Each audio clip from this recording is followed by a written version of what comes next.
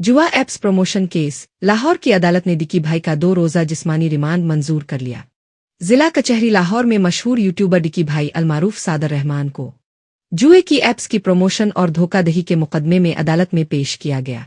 अदालत ने national cyber crime agency की दरखास्त पर डिकी भाई का 2 रोज़ा जिस्मानी रिमांड मंजूर कर लिया और उन्हें 19 अगस्त को दोबारा पेश करने का हुक्म दे दिया।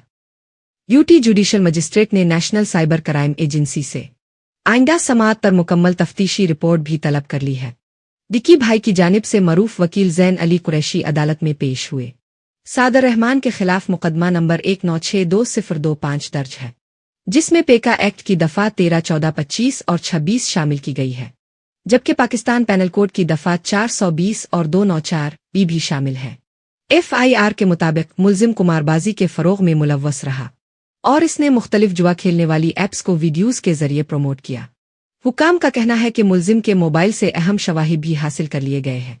नेशनल साइबर क्राइम एजेंसी के मुताबिक मज़ीद तहक़ीक़ात जारी है और आने वाले दिनों में मज़ीद इंकिशाफ़ात मुतवक्के हैं।